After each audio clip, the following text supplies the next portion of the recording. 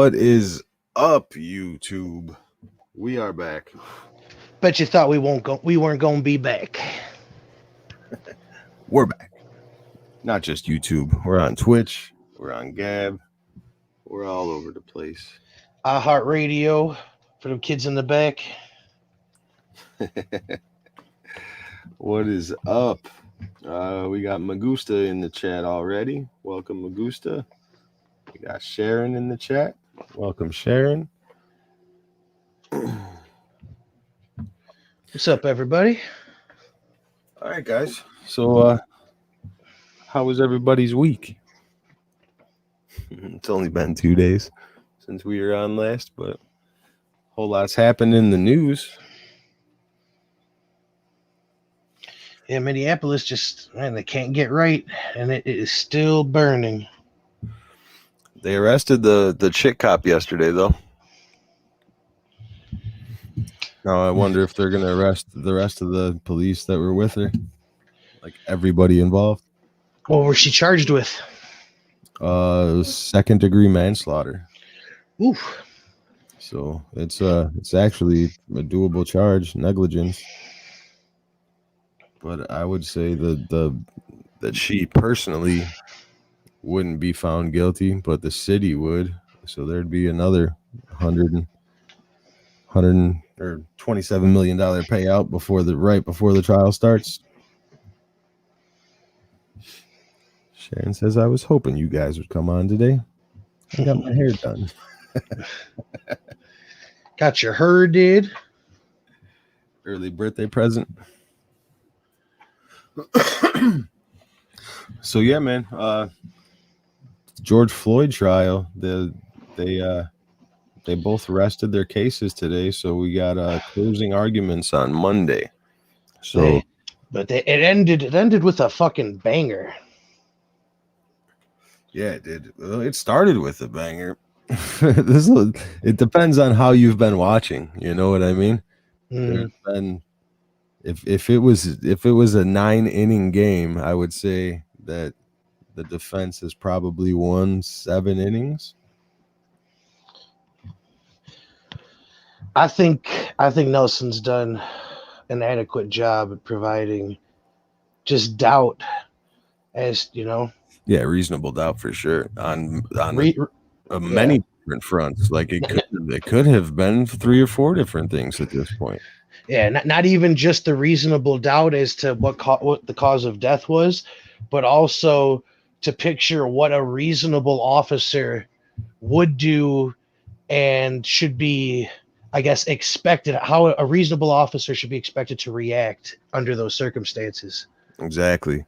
Putting the main focus back on the state and the training and the actual institution instead of the officer in particular.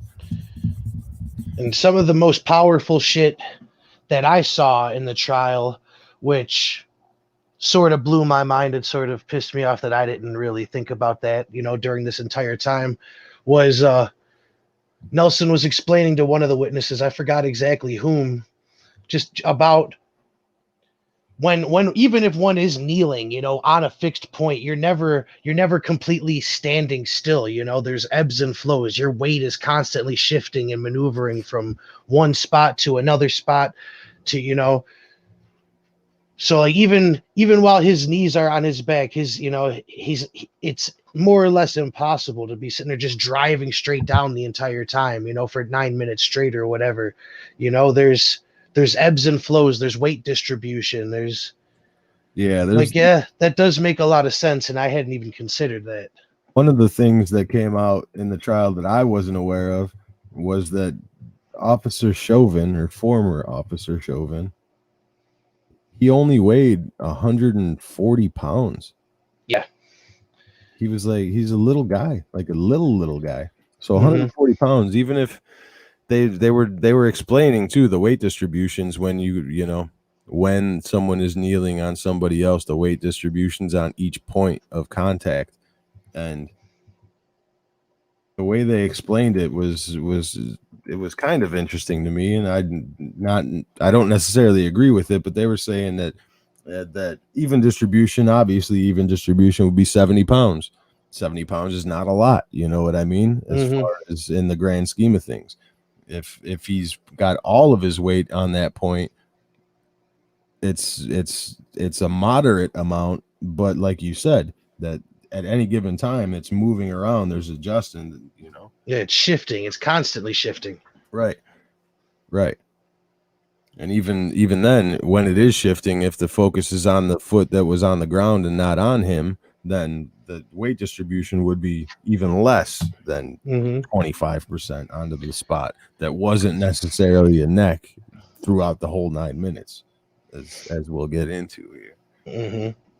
Yeah, and then later on, I mean, speaking as to Chauvin's weight and the equipment that he would be wearing. Yeah, that's what I guess just said too, including the equipment. Yeah, the prosecution, I guess, had held these little experiments to try to see if Chauvin's weight plus equipment was, I guess, deadly force was enough to asphyxiate. And the defense asked them if they actually, if they actually had an actual weight of the equipment, or did they guess? And did they have Chauvin's weight, or did they guess? And they guessed on all of it. Yeah. Yeah, we'll just assume. For sure.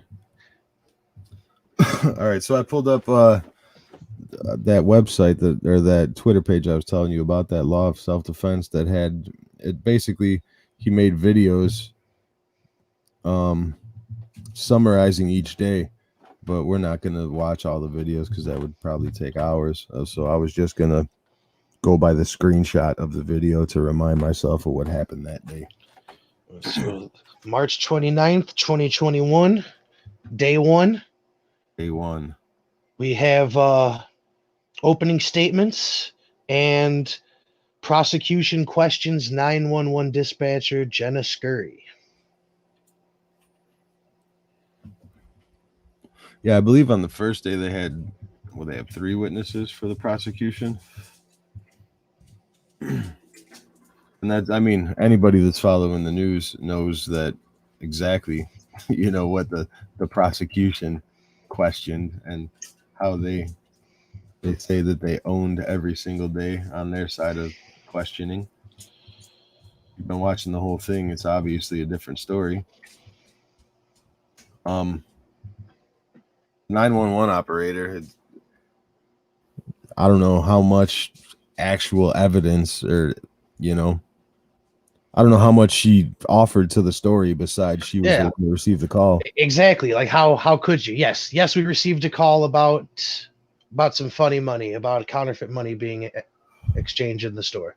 Right. And anything else. What is the point of how did it make you feel when you heard that? Yeah. So then they also questioned Alicia Euler, convenience store clerk, and private security guard Donald Williams.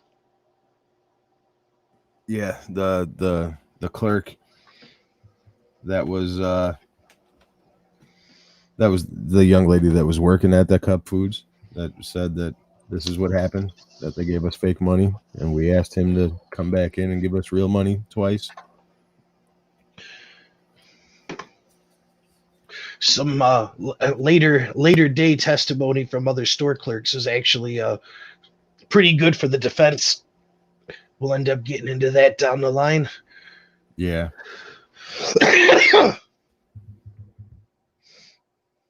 Yeah, for sure. I don't know. The first day was pretty uneventful, just setting the stage, letting everybody know what happened, because not many people even knew that it was a fake 20, that, I had no idea. Nobody cared what he was actually, what the police were actually called to the scene about. Had no idea about that. I had never seen any of the fucking footage until I started watching this trial. I should have been a juror. Yeah, exactly. But you'll never find somebody that never heard anything about it in Minnesota. Their neighborhood just fucking was ablaze. The day 2, on the second day, that's when the fireworks actually started, I believe, in the trial. That's when they called their use of force witnesses, and that's when they called the MMA fighter, supposed alleged MMA fighter, that was the witness that was seen yelling at police for a big chunk of the video.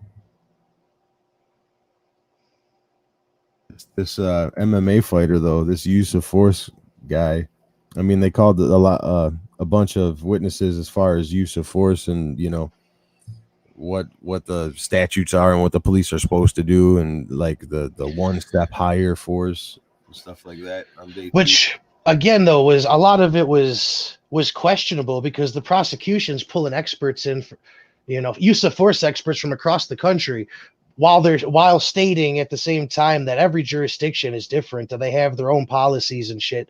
So it really doesn't hold weight. The opinion of somebody from Florida or California, they don't know, how things are done here. They don't know why things are done that way in Minneapolis. And I find it all, just, it's a reach. It's a reach for me to even call these people fucking experts. And I've discovered that I have a problem with paid experts in general. And I think we need to find a way to shift trials away from these paid opinions. Yeah, or at least figure out a way that the payment comes from the court instead of the prosecution or the defense. Yeah, that's what I'm saying. Exactly, because it's just like news. The media, you could find whatever your take is. You could go out there and find a fucking story, find a fucking opinion out there, that matches what you wanted to say. Yeah.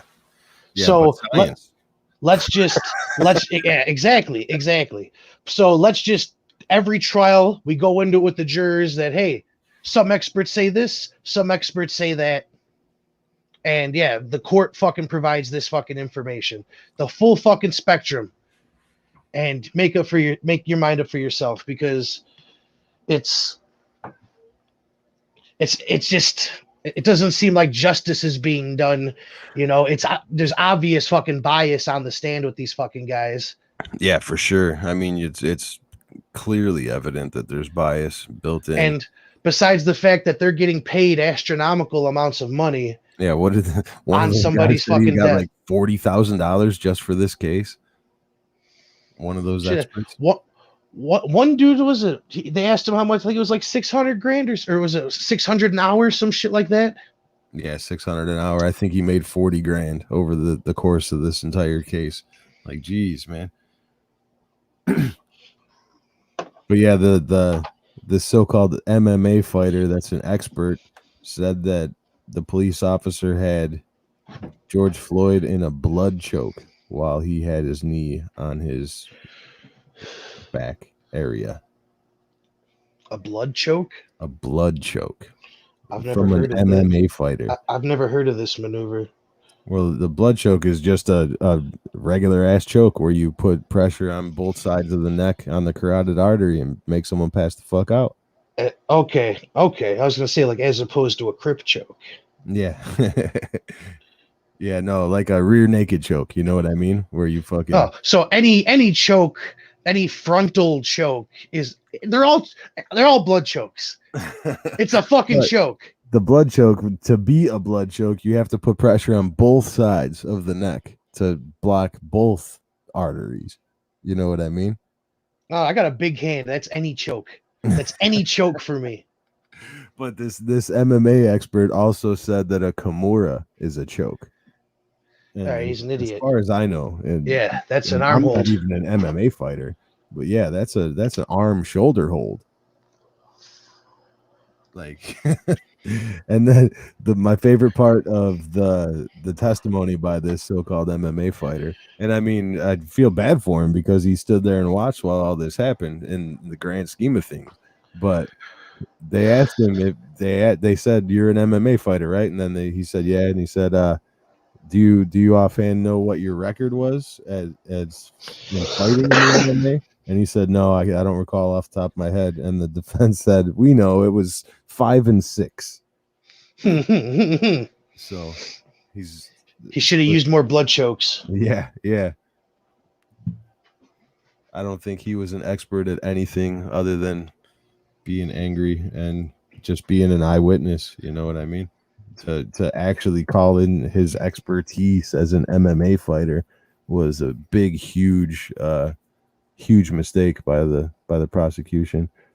And that was the running theme up until this point was many of the witnesses that the prosecution was calling were getting turned and becoming witnesses for the defense with the cross-examination just by the sheer unpreparedness of the prosecution for some reason.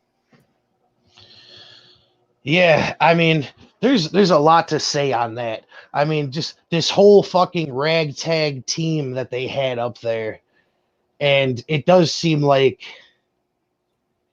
kindergarten court on their side. It really did.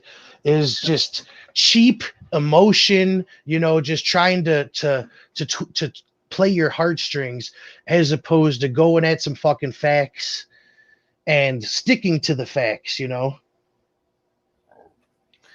Yeah, There, and I mean there, that goes in this day too. That was the day where they had the firefighter too, the lady, mhm. the paramedic or whatever that was also an eyewitness that the Who police was refused to hostile let in in. court. Yeah, it Yeah, was exactly. a hostile witness the entire time. Yeah, hostile not only to the defense but to the judge. Yeah, absolutely. And like, do you think that helps going into the cause that you're fighting for right now, saying that they should have let you into the crime scene? And she's in uniform right now too. It's like you can't even keep your head cool in uniform in a court of law, standing next to a judge, and we're supposed to believe that you were completely calm and not a threat that day. Mm-hmm. And I think I could be called as an expert witness in this this aspect because we've dealt with medical emergencies at our job, me and you personally. And Definitely. whenever there's a medical emergency, if you just have a bystander walk up and say, "Oh, I'm a doctor, let me do this," you can't let that person just do whatever the fuck they say. You know what I mean? Because once you've had one beer, you're no longer a doctor. You know? Even so, even with us, like every time that we went up to an OD or anything in general, like we've saved a few people's lives knowing that any one of these people can fucking sue us for simply fucking touching them. Yep. And it's a risk to our own livelihood every time we fucking do it. Like there's that one time one dude had a fucking heart attack and the medics wouldn't touch him. None of the medics wanted to fucking touch him. And we fucking scooped his ass up and fucking got him out of there like we did fucking 90% of the time. Crazy. And yeah. Yeah, just bystanders, people standing around the outside area of wherever was going on. It's like you are simply a bystander. You know Yeah. what I mean? You've watched too many movies. Is there a doctor on the plane? That shit is not happening. Yeah, no, not at all. Not at all. There were paramedics on the way. Simply put, if they would have attempted to allow this lady in, she would have been on the defendant stand. You know what I mean? Like you're saying, any. Yep. But yeah, that it was funny the way she was snapbacking to the defense attorney, and then the judge when he was telling her that snapbacks are not allowed, and she snapped back at him. Yep. It's just like I said, the theme through the first 2 days was all the state was focusing on feelings. You know what I mean? Oh, and That's all it was based on. yeah, it was 2 weeks of how did this make you feel? How does feel something from this? And in my eyes, like it weakens it and it cheapens it. Every time that you play that video over and over again, it numbs you to it, and I think that was sort of detrimental to them. And just playing at the emotions over and over and over and over again, I'm sure most of those jurors were fucking more or less numb and just, trying to get this shit over with by the middle of this week, Yeah. Because there was nothing really different on their side. Like I was literally watching for Nelson because the prosecution wasn't giving you nothing that you couldn't have, imagined, knowing nothing about the case. You could have imagined, made up your own mind, and laid out their entire case. You know what I'm saying? You would have, it would have went exactly how I would have imagined it going. I learned nothing new, and it was cheap. Yeah. Like I said, it was all feelings. See, people forget somehow that in the court of law, the defendant is presumed innocent. The prosecution has to prove. It's up to them to prove anything, period. A preponderance of the evidence. And it seemed like they were banking on emotions and feelings throughout this entire trial. Should we see do you want to see the Twitter page I'm looking at while we're talking about it, Sharon? I'll throw it up there if you want. Sharon said, yeah, the brother with the pictures. I mean, what really got me was the day where they put the old man on there. Yeah. The old, and they played the part with George calling for his mom, and if you actually watch the trial, the gentleman started crying and he says, "My mother just died in June," or whatever month it was. It was a couple months ago. So, oh, look, there he is. Yep. So yeah, he's crying for his own mother, and these sick people in the media trying to use this to manipulate the masses, as just like the prosecution hoped that the jurors would be fucking manipulated by this. Yeah, and it was clear as day. They asked him what, as he started crying, why he started crying, and he said it was that his mother just died, and it's just bringing up the emotion. But I mean, what he saw with George Floyd and his mother just dying, all intertwined, Besides that part of him crying, he really wasn't too bad of a witness for the defense. I mean, he was there trying to calm, why was he there trying to tell George to just get in the car and give up and go with them? Because obviously he was fucking resisting, Exactly.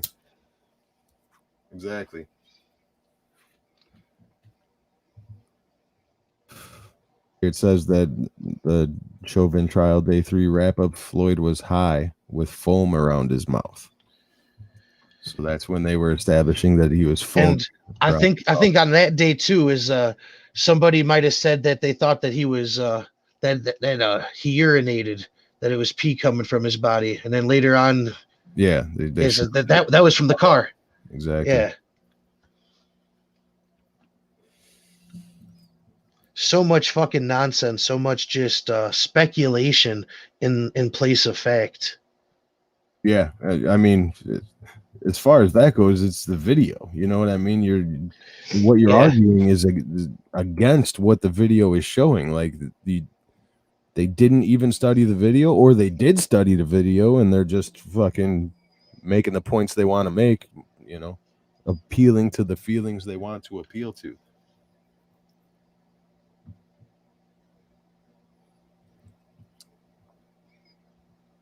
Oh yeah, Sharon, that's a good point. We forgot about the ma and his girlfriend. Yeah. Mm-hmm. Period.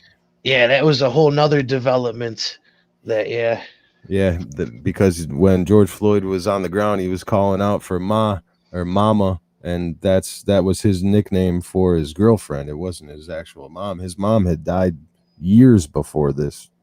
You know what I mean? And not to say people don't grieve for loved ones that have died years ago, but when he told the police that his ma just died,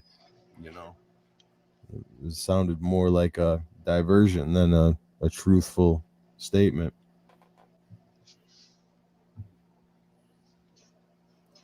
Yeah, he wasn't calling out to his mom. He was calling out to his girlfriend. And his girlfriend established that they both were addicted to painkillers. And it came out during the trial, right about this time too, that George Floyd had a separate interaction with the paramedics because of taking too many pills. I think they said he took 9 Percocet.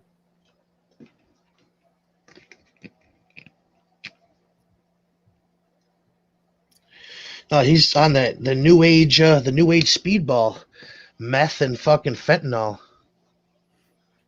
Yeah, Fucking insane. crazy business. So day 4 was state ready to present body camera and surveillance video. So yeah, this was the day where they just went through all the video, and they showed the video of inside the cup foods when he actually did hand the fake 20, and you see Okay. George Floyd flying, He absolutely was litsky. bugging in that store. He was bugging hard as fuck. Couldn't stand still, making facial expressions. The other thing that the first thing that got me was he's standing off to the side of the counter, fiddling with his money in his hands for a minute, and there's nobody in front of him. He could have walked up and bought his shit at any point in time. Like he was zooming the whole fucking time. Yep. Or he was trying to, wait for a better opportunity to He was pass working along this himself fake up. 20. Yeah, there's exactly what I was getting at then. Or yeah, exactly. He was just waiting for the right moment. He was psyching himself up. Yep. Trying to get his routine together. Right? Or just praying that a chaotic situation would happen where they wouldn't be paying attention. You know what I mean? Mm-hmm. We've all been there. That's how we get good seats at concerts. Mm-hmm. But yeah, he was absolutely flying, man. He was at certain points like having to lean on stuff to stay on his feet.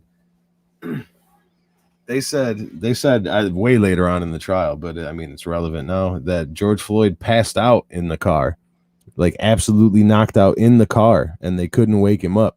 The people in the car couldn't wake him up, and then he snapped to when the cops showed up. Like at that exact time when the video starts is when he actually wakes up. That's the only reason he was still there, is because he passed out,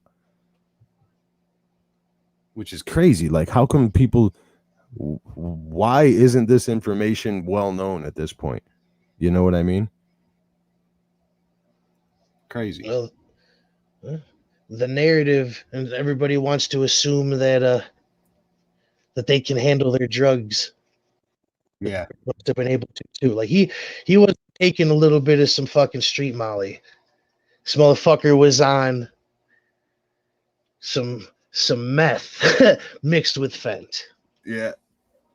Yeah, fentanyl, meth, fucking what they say, the other type of fentanyl that indicates that it was already processed in his body and not like still processing. So it wasn't like he just started taking fentanyl today again. Opioid tolerance issues on the 2nd. And when they started showing that footage too, that was the first time I had seen any of that shit. And I immediately, having seen overdoses in my life repeatedly throughout my life, it seemed to me like he started freaking out, and was basically right around when he started saying that he couldn't breathe, like 10 minutes prior to him going on the ground. That's when he was ODing. He started ODing then. Yeah. Like he was having problems. Yeah, Yeah. as soon as he started freaking out about them trying to put him in the car, that right then and there is he was starting. He was going into a fucking episode. This is what I've thought since day one, since the very first time I saw the footage, because I did see the body cam footage way earlier. I saw that shit immediately because I wanted to see what happened so that people couldn't tell me what happened. You know what I mean? Mm-hmm. But what I thought immediately was that he took pills. When he started saying I can't breathe, like you said, is right when he started to OD.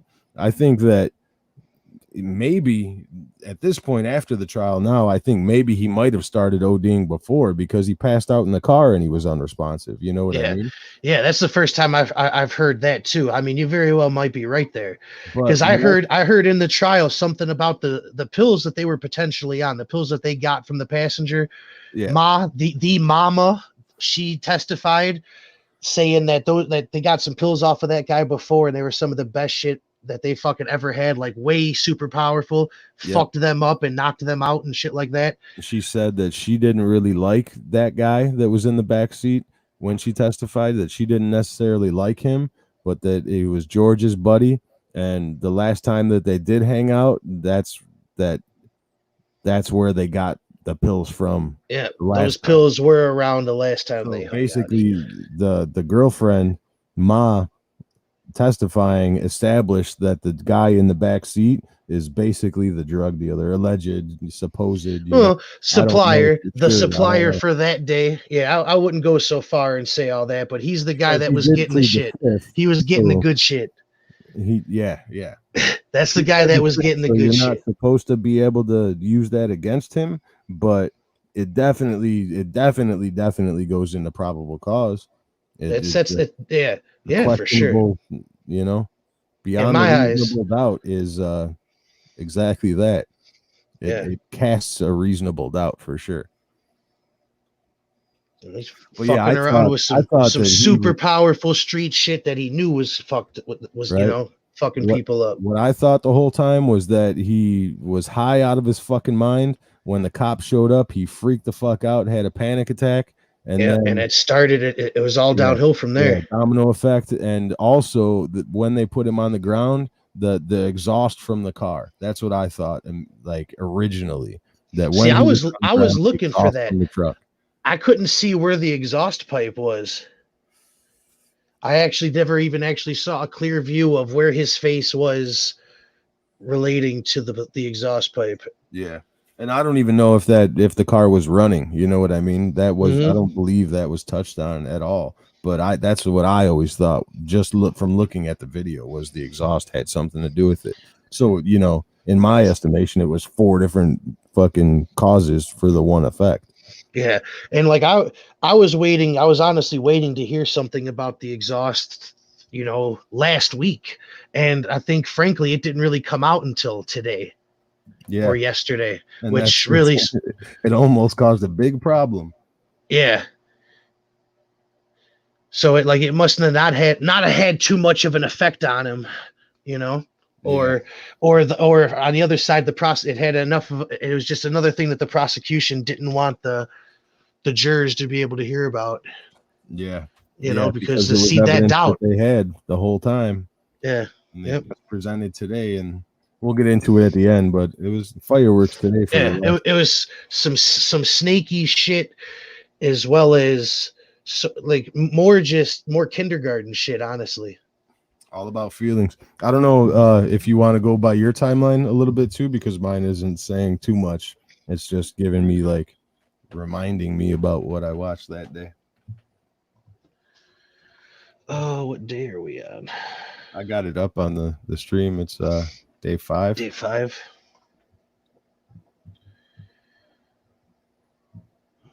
One second. Sharon said he went to sleep. That happens all the time. Not right. Just a guy passing out in a van outside where he just passed off a fake 20. Just got his squares.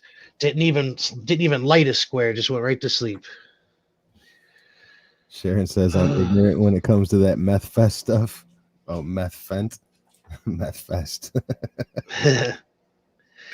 The prosecution and defense questioned Lieutenant Richard Zimmerman of the Minneapolis Police Department, one of the very few relevant witnesses that were questioned in this case. Yeah, an actual Minneapolis policeman.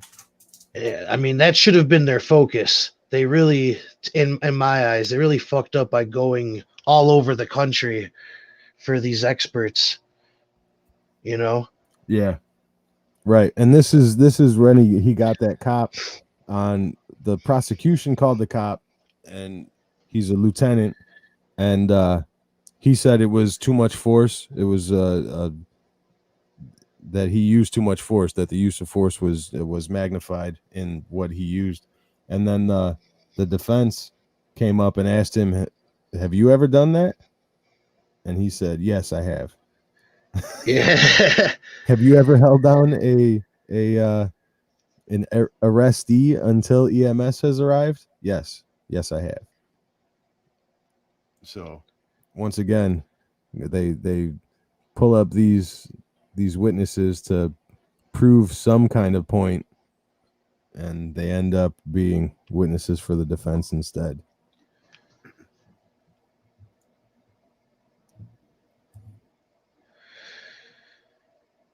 Yeah, I mean, he definitely tried to hit a home run for the prosecution, but yeah, he wasn't he definitely wasn't a star. He hung himself out to dry on his cross examination. But if all you were watching is MSNBC and CNN, then you never saw the cross examination. Never saw that the defense attorney actually got that guy to go against everything he just prior said. You know what I mean? And one thing that we haven't got into yet, but later came out, but they didn't ask this guy at all about the delay in the EMS response, which turned out to be a huge fucking thing that I had not heard of until, sometime last week. But one question that I have that I was wondering if we were going to see a demonstration of this restraint, you know, live in the courtroom, and somebody actually put their fucking knee on the back of somebody's neck and see that's not their throat. Unless you're on some hardcore drugs, everything's fine here. Yeah, I'm surprised the defense didn't do that too.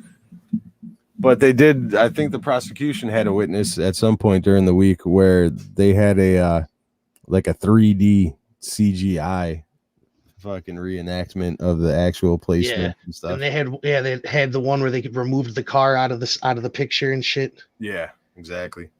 Like, why would you do that though? Didn't the car affect the positioning? You know what I mean? Wasn't he up against the tire?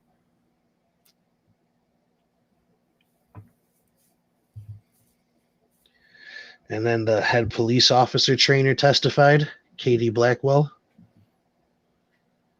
Yeah, and he said that that has never been taught to Derek Chauvin.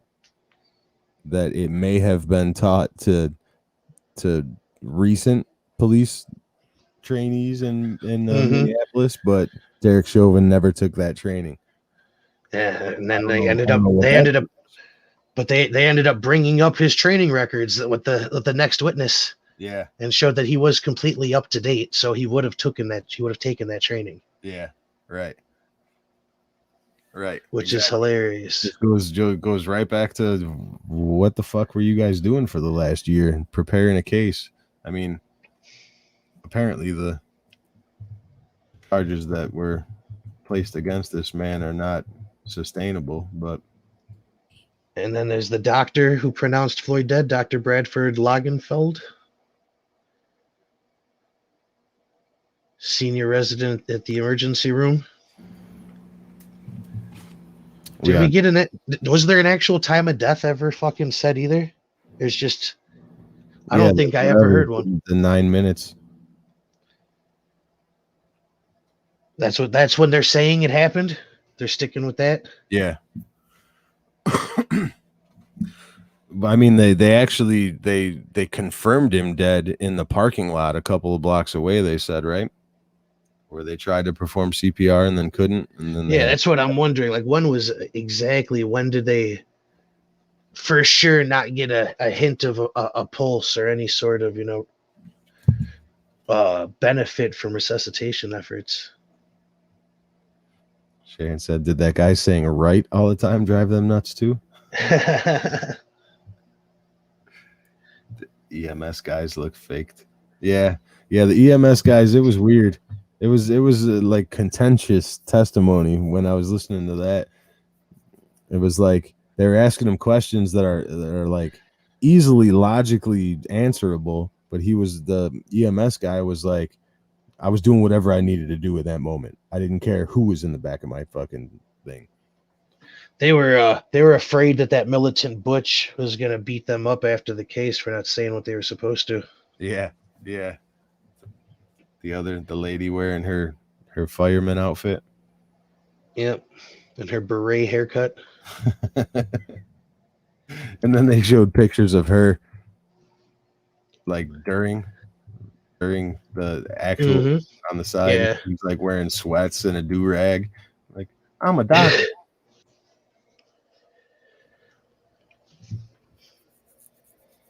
That's funny though. Yeah, the paramedics were very interesting, but that's when I got the juice, probably the juiciest shit of the trial that I had no idea about. That they called for EMS and they took their sweet ass time, and then they doubled down on that call and they stopped a few blocks away to stage. It's like if paramedics would have just fucking came there, he would have been up off the fucking streets Yep. in 5 minutes, 3 minutes, after interaction. Not even 3 minutes of being on the ground, 3 minutes of fucking him freaking the fuck out. Yeah. Yeah, but because I of the I don't even know how to say it. The anger of the surrounding crowd, I guess. I heard something yesterday that blew my mind, and maybe we could bring up Google Earth and check this out. But I heard that there was a firehouse minutes from where the fuck this scene happened at Cup Foods. Really? Yes.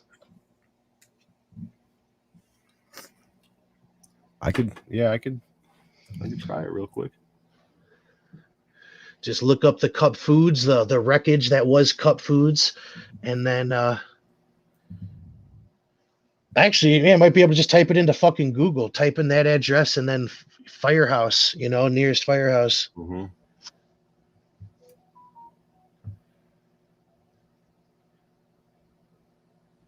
Because then it just goes to show that the ball was dropped across the board. It was a team drop.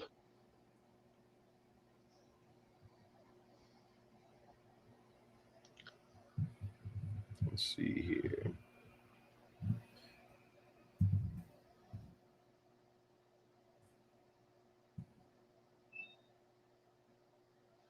Yeah, the paramedic shit blew my mind. That I had no idea that there was such a delay, and it sort of makes sense. You'd sort of, why was he on, just kneeling there for 9 minutes? What the fuck was he doing? Oh, he was waiting on an ambulance. Oh, okay.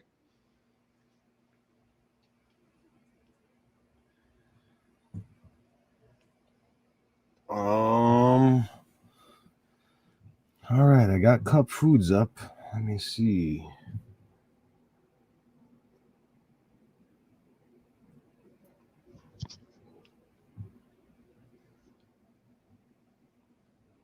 Yeah, so much interesting testimony. So many people trying to say that the scene shouldn't be, the crowd and their reaction shouldn't be taken into consideration, which just makes absolutely no fucking sense at all. Absolutely. I mean, like we've talked about before, we kind of are employed in this same general industry, and the crowd can turn on you in a fucking heartbeat. Well, and once it goes, it's gone. Once you lose control, there's nothing you can do to get that shit back. I'm going around Cup Foods, and it looks like a lot of churches. Too many. Too much else.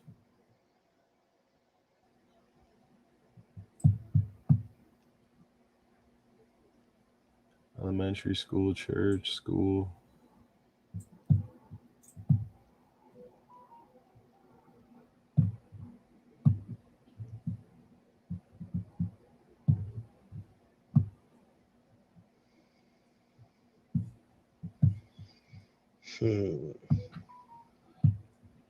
Churches. There's a lot of churches.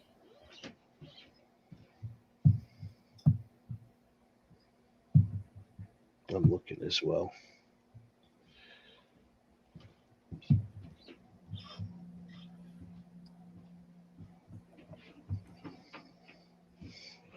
Yeah, I don't see don't see any. I don't know if it's just not showing fire stations, and it probably wouldn't be safe to show that on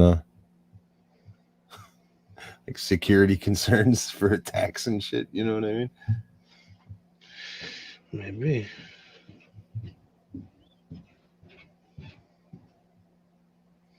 Sharon says the EMS guys didn't act right. If you ask her, they didn't know how to put him on. Yeah, that's the whole thing that we were talking about before. Is that a lot of the times the EMS won't take risks that are not obligated. They're not obligated to take. You know what I mean? Because that opens them up to liability. Like they won't carry a patient downstairs because if they fall down the All stairs, right, I found it. You know what I mean? Fire station number 3. Fire station number 13. Go ahead and share it. Let's throw that up there. Oh, it's on my phone. Oh. Address 3759 Chicago Avenue, Minneapolis, Right. Minnesota. So if you're out there, check this out. Cup Foods in Minneapolis, Minnesota is how far away, Red? I'm taking the address right now. So that is here. Shouldn't be that long for a fucking fire department. I'll try and find it, Sharon. 3759.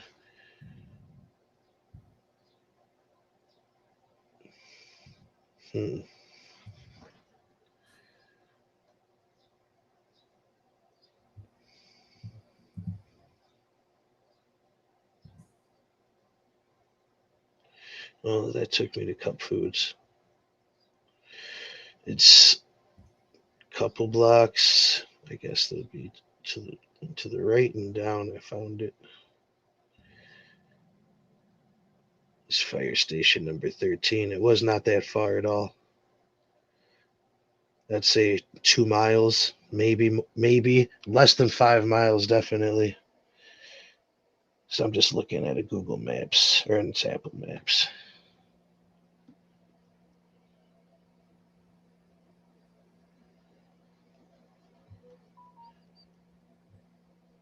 Very interesting development.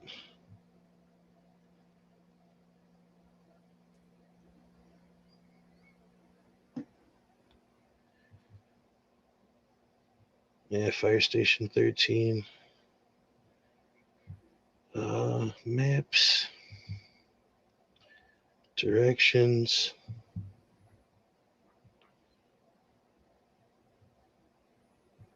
I think I might have found it for you, Sharon, real quick. Cup Foods. Which Cup Foods? It was the 3759 Chicago Ave? Yeah, Chicago Avenue. There's a 5-minute drive.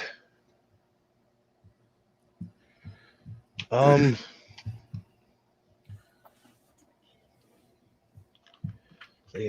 go and turn my camera on and just bring my phone up so you guys could see this. If I do, they'd be right there, baby. All right, here's the video for you, Sharon.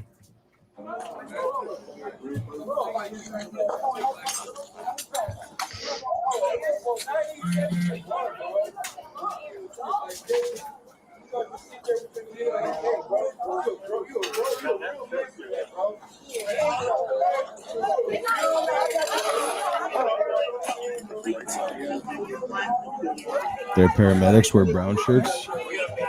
It's like the opposite. And the police, I think the police put him on the stretcher because he was being arrested, you know what I mean? And it's just those 2 little ass soy boys. They couldn't lift him by themselves, probably. They're getting yelled at. They're scared. Yeah. Get the fuck out of here, man.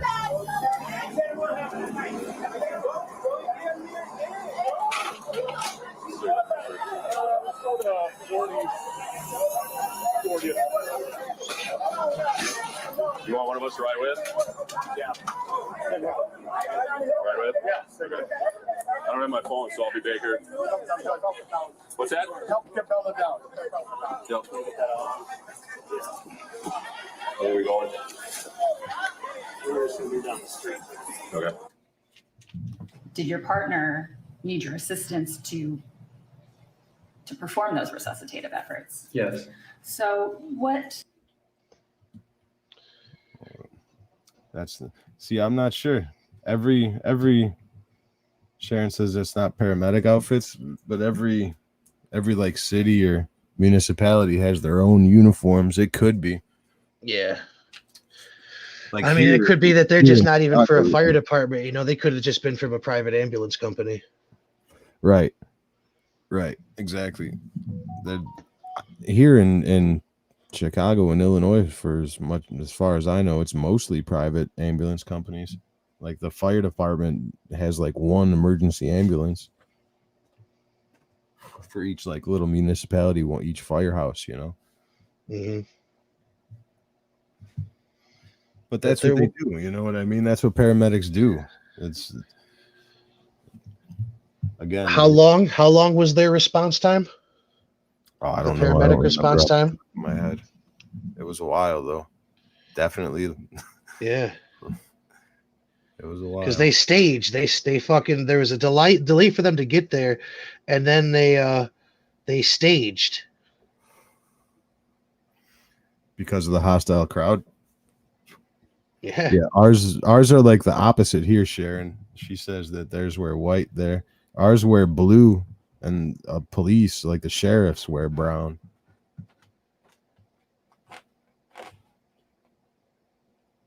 The Chicago police wear blue, and the paramedics, I believe, wear white. Yeah, they don't wear badges here either. It was a little weird, but Minneapolis is a weird place. Yeah, apparently. Apparently, right. All right. So I lost where we were at. I think we just wrapped up the prosecution. No, we were still getting into some witnesses because we haven't even gotten to Tobin yet. Oh yeah. All right. There's Tobin and there's the other paid gun that I wanted to get into. Cool. I shut the Twitter feed to pull up that video, so I'm flying blind now. All right, so day 7, prosecution and defense attorneys questioned, police departments. Yeah. That was interviewed Yang, Lieutenant Johnny Mercel, and Jody Steger, who was brought in as an expert witness. And those guys are basically all use of force witnesses. That's basically what they were trying to prove, was that Derek Chauvin used excessive force while restraining George Floyd. That's their whole trial. Such poor form, because it's so easy to fucking explain all of these fucking these other circumstances, you know, that are affecting the situation. Yeah. And the defense attorney did a fairly good job of proving that he wasn't on his neck for the vast majority of the time. He was on focused on one shoulder blade, basically, like one side of his shoulder, his upper back.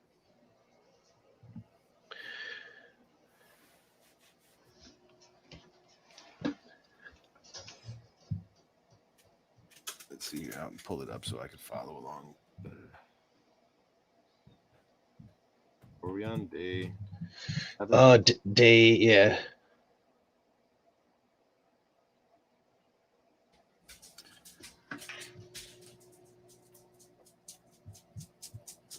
All right. Let's see here. Yeah, it was the use of force expert from out of state again. Yeah, which just like the California guy. Yeah. Which it's how dumb do they think their juror pool is? You know, to not believe that these people weren't going to think this for themselves. Just the whole day, the whole day 7, it was basically a backfire because every witness they called on the stand, the defense was able to get them to contradict their own, their own statements.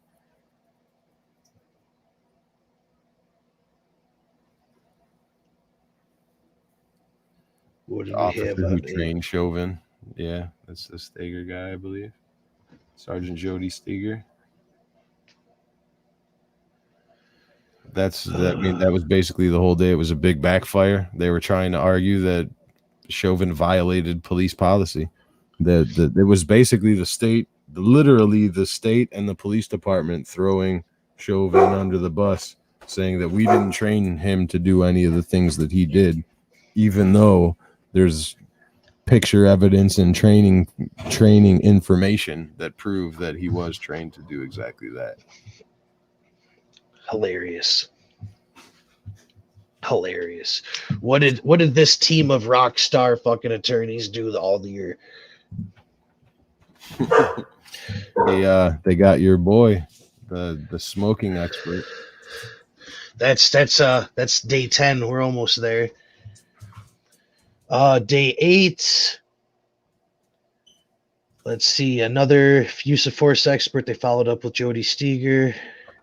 The other witnesses were James Rayerson, a special agent with the Minnesota Bureau of Criminal Apprehension, and Mackenzie Anderson and Brianna Giles, both forensic scientists.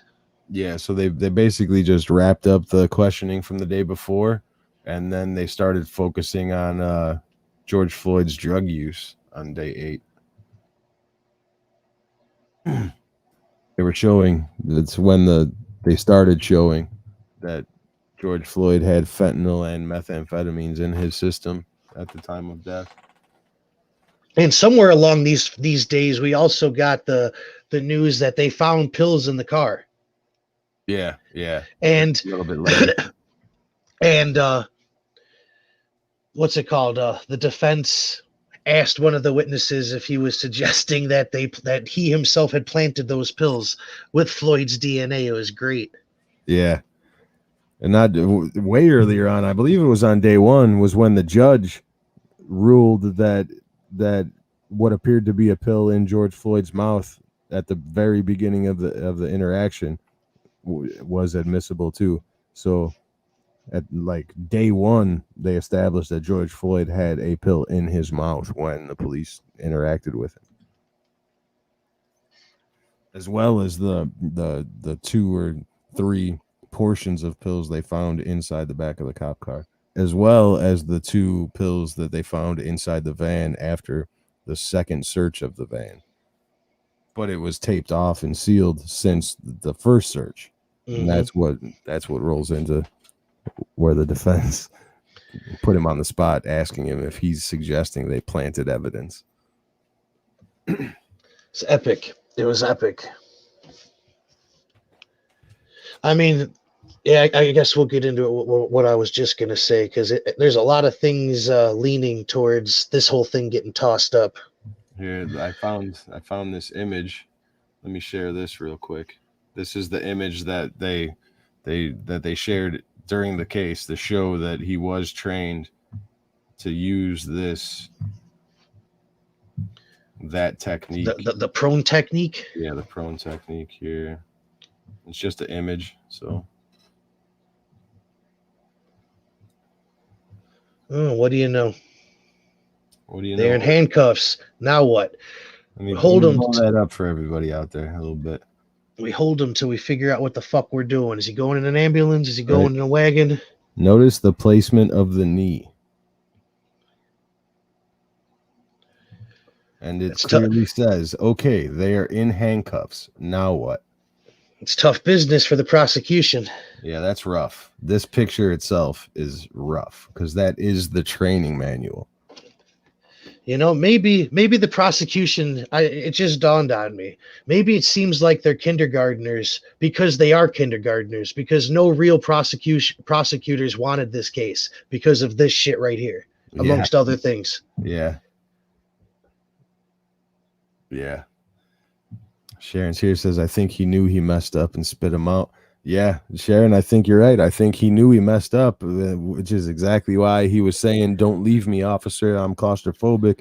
Yeah, He he ate knew as he much took as too he many could. pills. He Yeah. knew he was overdosing. He Yep. didn't want to be alone because if no one saw him overdose, he would have died.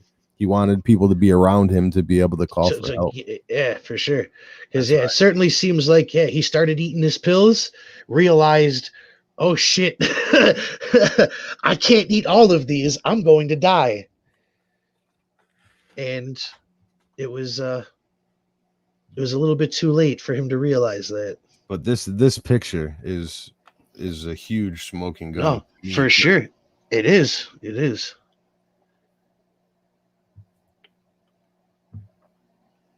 Huge business. All right. Yeah, and there was a whole lot of testimony saying that not only was that not he wasn't supposed to do that, that wasn't in their training, to that's a deadly move. Yeah. And as well as the police officer saying that once a person gets placed in handcuffs, they are no longer a threat. that was some ridiculous shit right there. Absolutely ridiculous. Absolutely ridiculous. You could just simple Google search and find that it happens all the time. Yep. Where people handcuffed end up still killing an officer or killing somebody else surrounding.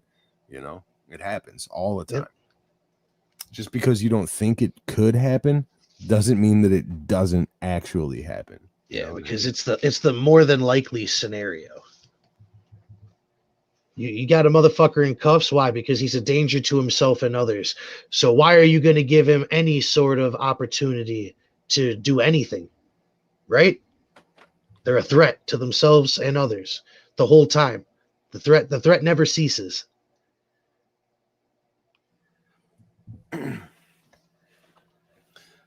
The day 9, I don't know. I think we're good. Day 9 is the Dr. Tobin, the so-called Michael Jordan of witnesses. Yeah. This guy that volunteered his time because he's auditioning for future emotional court cases where he can get paid off of people suffering. Yeah, he was a train wreck, honestly. Horrible. Fucking horrible.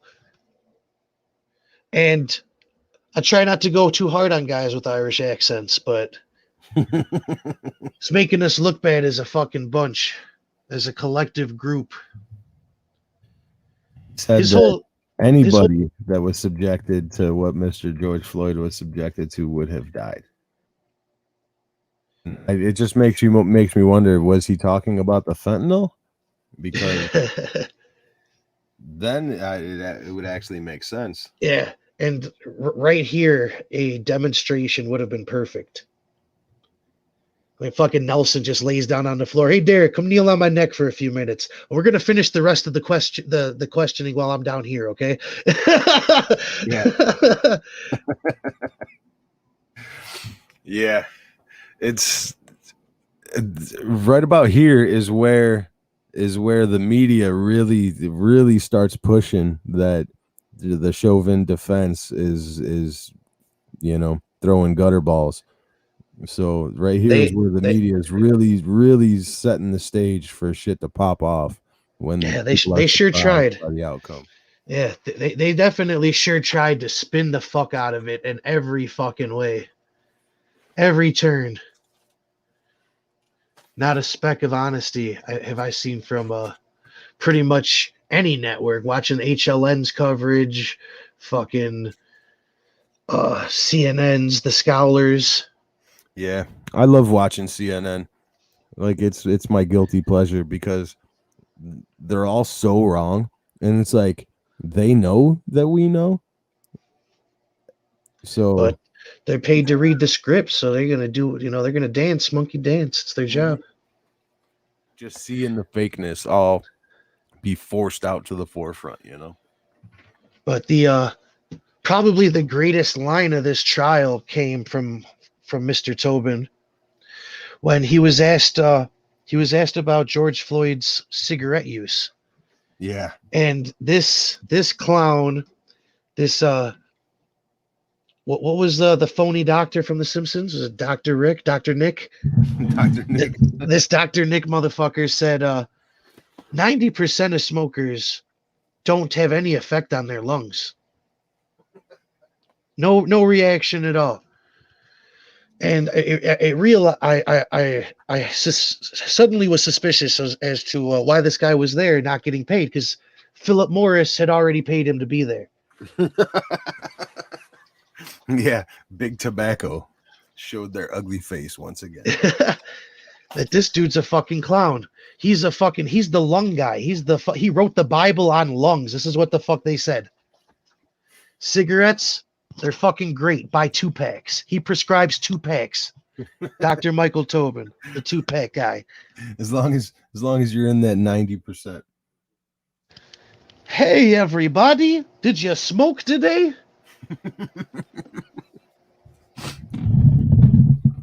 Epic. Yeah, Tubin. His first day did not go over well. He was explaining how fentanyl did not kill him, even though it was 3 times the lethal dose in his body. It was super fentanyl as well. Exactly. He had the steroid shit fucking in there.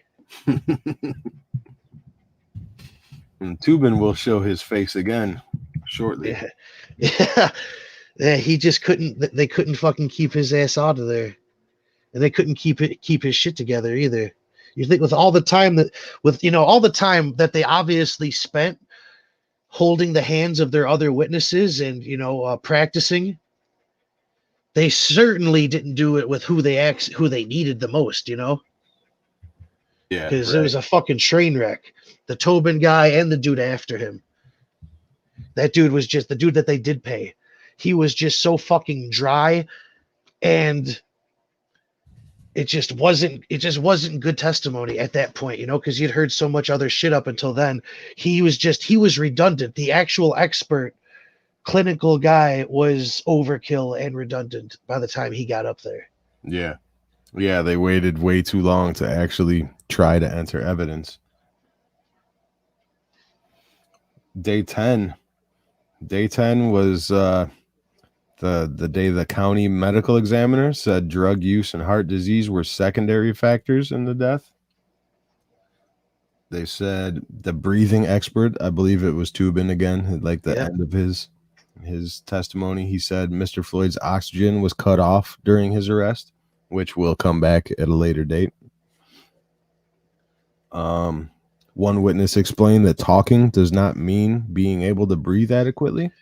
Oh, I'm glad you brought that up, because I myself, in dealing with people, use that line and sort of still stand by that line, because no, it doesn't mean, it's not like a blanket statement.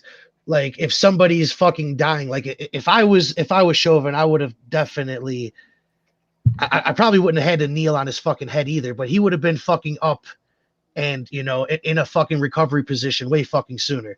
But that being said, if somebody's telling you that they can't breathe and they're causing a scene on top of it, but just saying I can't breathe, stop talking and breathe. Yeah. If you can talk, you can fucking breathe. As well as going into the whole aspect of, criminals fucking lie and fake shit, you know what I'm saying, and fake injury and all that shit. But me personally, and I'm as laid back and relaxed, try to de-escalate as much as I fucking can before I actually have to put fucking hands on somebody. You say you use that line on me, it's a go-to, because it's fucking true. Yep. Stop focusing on resisting. Stop fucking trying to talk. Calm down and just breathe. Yeah, let alone that George Floyd started saying he couldn't breathe before anybody was even close to almost immediately. Yeah, almost immediately, which is a telltale sign of somebody that's bullshitting. Yep. Or overdosing, apparently. Well, ding, ding. And then also a police surgeon said Mr. Floyd did not act like someone overdosing on fentanyl. And I felt like the prosecution or the defense didn't use that in-store footage as well as they should have. Oh yeah, for sure. Because like me and you said, he was flying in that Yeah. video, and I there's can no see ifs, it. ands, or buts about it. He was Yeah. out there. Yep. And so they should have had somebody try to break that fucking video down. How many minutes was he just standing here bouncing around? What the fuck was he doing in there when there's nobody at the counter? He could have bought his shit and got out there at any point in time. Why did this whole experience take so fucking long? Yeah, for sure. Weird shit. Fucking zooming. They sort of left that shit up in there. There's also a couple people up there that were given, I think it was like the officers, like one of the female officers, the trainers, as a matter of fact, that was testifying something about, fatal moves and losing oxygen and shit that she wasn't an expert for. And, Yeah. and she wasn't called on it. Entire trial, they tried to get an expert in one field to answer questions about a different field as still an expert, which is Yeah. like he's misleading. Yeah, they're an expert, so they know everything. Yeah, science. Right, exactly. It's all science, right? They've got it.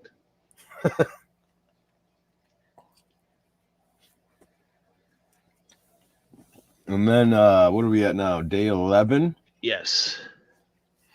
Day 11 was when they called in the medical expert, the cardiologist from Northern Memorial Hospital in Chicago, Dr. Jonathan Rice, who said that if he had not seen the video, he would have said that he had a cardiopulmonary arrest. But then, because he saw the video, he believes it was positional asphyxiation. Yeah. Pretty fucking interesting that he would even say that shit. But it's telling. Very telling. It's very telling when somebody says, I would have thought this thing, but I saw this and it made me think that thing. They say that's from Israel. I missed that when it was a while ago, Sharon. I'm not sure what we were talking about. But I want to know, just like, the millions of police interactions that are, there is no use of force used upon, how many interactions are there where this exact same technique is used and it's absolutely fine? At the very least, nobody fucking dies at the end of it. How many? How many a day? Yeah, out of the millions of police interactions every year, how many? Period. And after, is Law and Order going to stop doing this shit on TV? Are we not going to see this move ever again? Is this a no move? Right? Are they going to start sending out social workers on Law and Order? I'll even one up you. I guarantee you Vince McMahon has eyes on his next finishing move. Oh, bro, it would cause an outrage.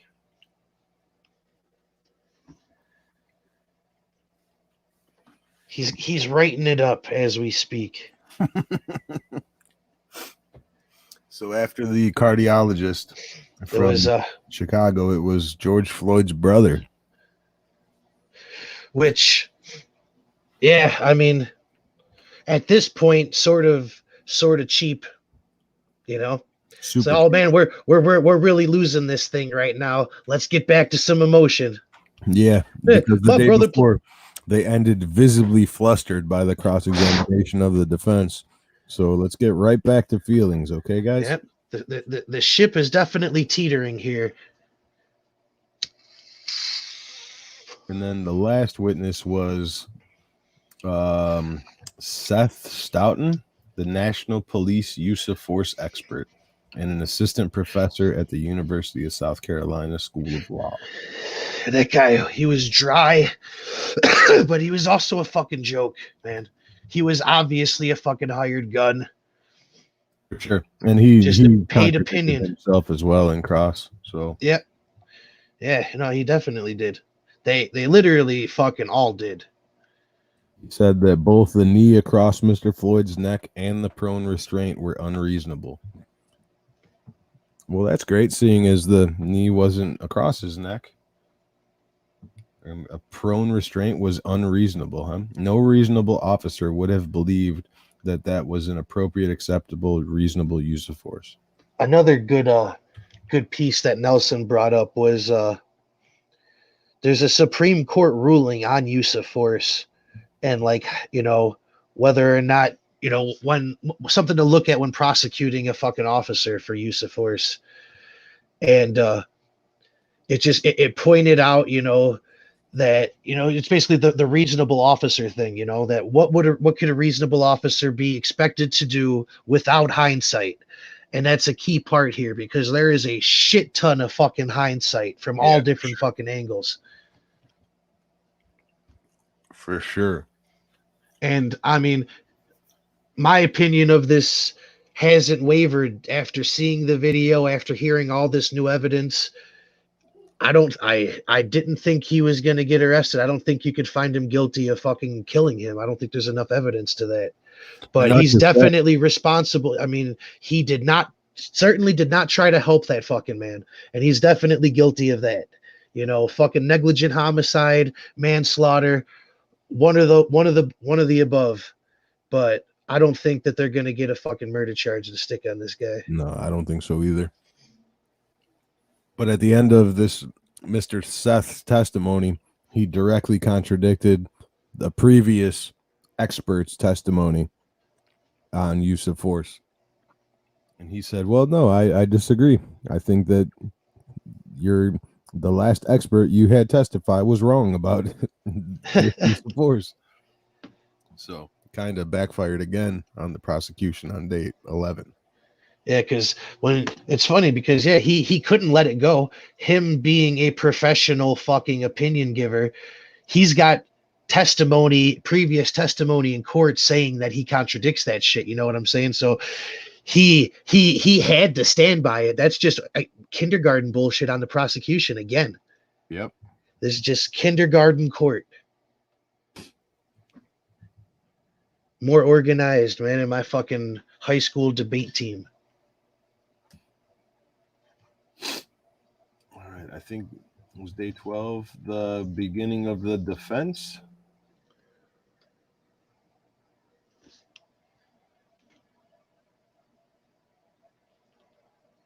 Let me see here. Give me 1 second. Day 12.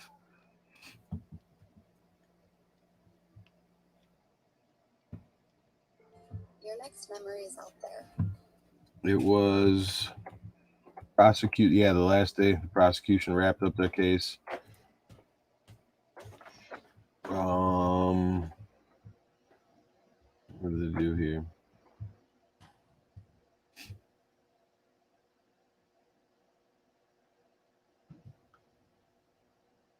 Wrapped up. Witnesses, okay. Yeah, then the defense started on day 12. Eric Nelson, he called a slate of witnesses. Barry Vance Broad, a consultant on police practices and use of force, testified as a paid expert witness for the defense. He was a cop for 29 years. And he said that he felt that Derek Chauvin was acting with objective reasonableness following Minneapolis Police Department policy and current standards of law enforcement in his interactions with Mr. Floyd. He's certified by the FBI as a police defense tactics officer. In his opinion, the use of force used on Floyd was not deadly force. He said because Floyd initially resisted getting into a squad car, the use of force to take him to the ground and place him in the prone position was appropriate. And he said that he didn't consider a prone control as a use of force. That was a key interesting part of his testimony. He was an interesting guy, an interesting witness. His questioning with fucking Nelson was good, but he sort of fucking flopped a little bit on his fucking cross-examination. Yeah, with the whole pain, like if pain is involved, should it be considered a use of force? Yeah. That shit was a little bit of fucking clown shoes there. I don't know where the fuck he got that opinion from. But It's interesting. Interesting fucking witnesses that they fucking doled out here. And then they called one of the other officers, Creighton. Yes. And the biggest part of his testimony was that in cross-examination, he said it escalated real quick, and that he drew his gun because Floyd was not initially showing them his hands. Me and another officer had to forcibly handcuff him, he said. Not only that, but he approached the window with his gun drawn, ordering Floyd to show his hands, place him on the dashboard, and then the other officer ordered him to put his hands on his head and to spit something out that he had in his mouth. So, what do you think that was? And did he spit that shit out? Yeah, right. I believe this was the interaction before the one where George Floyd died, the one where he was overdosing and ended up in the hospital. That was not the cop, this Mr. Creighton. He wasn't a cop during the Cup Foods incident. He was the cop that arrested him from the last time. This basically the same thing happened. Yeah, exactly. Yeah.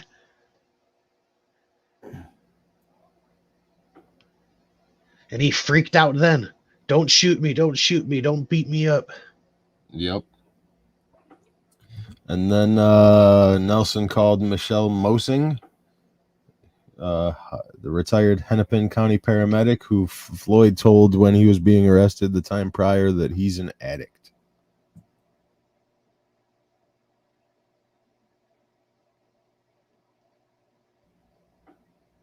He apparently Percocet, 7 to 9 Percocets. I didn't see any of the testimony where they had what's it called? The kids that were working in the store, though, the ones that like chased him out of the fucking store. Yeah, the 3 kids. I think they had 3 minors that all testified. It was early on in the trial, and they didn't show it. Like, they entered it into the record, but they didn't show it to the to streams or to the public because they were minors. Oh shit! I saw that shit on TV. I saw at least one of their fucking testimonies. Yeah, I mean the media outed their names and everything. You know what I mean? It was good media, shit. Though. It wasn't the one of the kids was saying, yeah, George, he was high. Like he was high the whole fucking time. For sure. And the kid working there was like, yeah, he was fucking high, and he felt bad because George Floyd died. Like maybe he should have just ate the $20, but it's like, it's not on you, man. Yeah, for sure. It's not your business, man. You know. Mm-hmm. You are not responsible. You're not responsible for George Floyd meeting the cops that day. I kind of felt bad for that guy. Yeah, no, for sure. He was genuine, but at the same time, like, and that was the thing. His genuineness sort of gives his testimony weight when he is on. His kid's being as honest as he fucking can. You can tell this motherfucker was zooming. He was high. Yep. I think there should have been more thought and more light shown on that store footage and what was actually going on in the store than what was. And then you got that one lady saying that he was happy, normal, talking, and alert. Yeah, that was the lady that was in the car with him when he was pulled out. That was the lady, the Shawanda Hill. She was actually in the car with them when the police pulled him over. Mm-hmm. So it's funny, though, that both of the people in the car were not called by the prosecution at all. Like, why? How do they explain that? You know what I mean? Yeah, for sure. But both were called for the defense.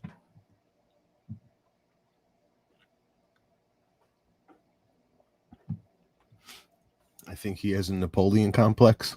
The guy with the beard, the goatee, that guy, Sharon. So yeah, her testimony was basic garbage, even though she was for the defense. You know what I mean? But that's when they got out the story about George Floyd falling asleep in the car for up to 8 minutes outside of the store. She said he'd wake up, say something, made a little gesture, and nodded back off At the same time, she was testifying that he was happy, normal, and talking alertly. Like completely contradicting herself.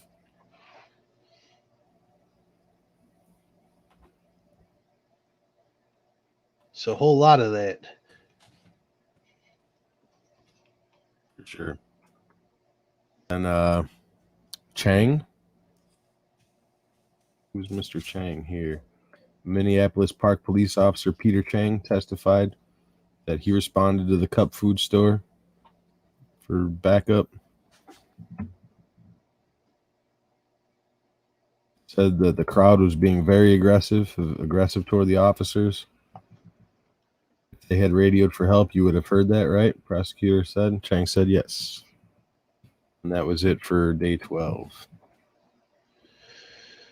Day 13, the defense called Dr. David Fowler, retired forensic pathologist.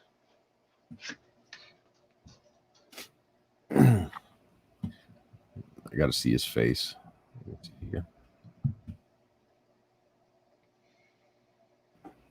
But before David Fowler was called, this was when Mr. Maurice Hill pled the fifth and refused to testify, even though when this all happened, he said that he would testify and he was going to be the voice of George Floyd. And he decided to plead the fifth, and he's stunning and brave. Yep. But when Chauvin decides to plead the fifth, because that's what you do, you never take the stand when you're the fucking accused. Yeah. He's hiding shit and shifty and on the ropes, Yeah, for sure. And the bigger thing about it is that when they asked him if he's ready to answer questions, he said no. And they asked him why, and he said because it could affect charges and cases I have ongoing and open myself up to a murder charge. So his lawyer told him you have to plead the fifth, otherwise they're going to charge you with third-degree murder for George Floyd. And a little known fact that people, I just don't know, I'm not sure if people are aware of, is that this Mr. Hill or Maurice Hall, he's in jail right now. Like he was being let out of jail to testify in this, and he's being held on different drug charges. So if anybody's wondering why the brave and powerful Mr. Maurice Hall didn't testify, it's because he's allegedly the person that sold George Floyd those drugs that killed him. So Dr. Fowler said the magic words. Yeah. George Floyd had a sudden cardiac arrhythmia due to atherosclerotic hypertensive heart disease during his restraint by the police. During his restraint, not due. Yeah, Father said that it wasn't dangerous, the 9.5 minutes.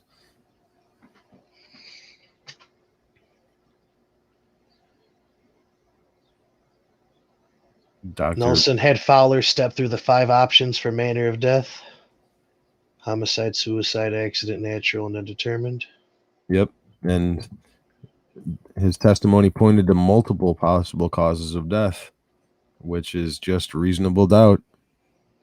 Yeah, I mean, there's so much reasonable doubt in this fucking case. If there's 4 options that don't include Mr. Chauvin, that is definitely a preponderance of evidence.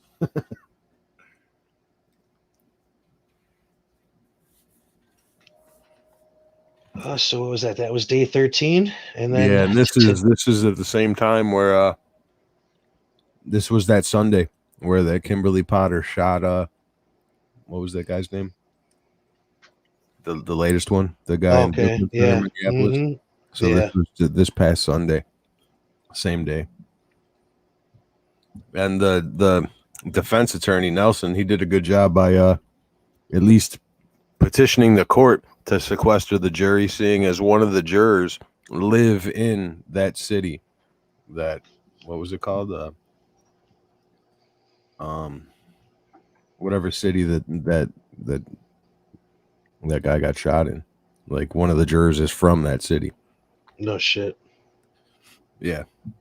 And another thing is that this is fucking crazy in small world, but apparently Mama, the George Floyd's girlfriend, Mama, she was a teacher for the dude that got shot.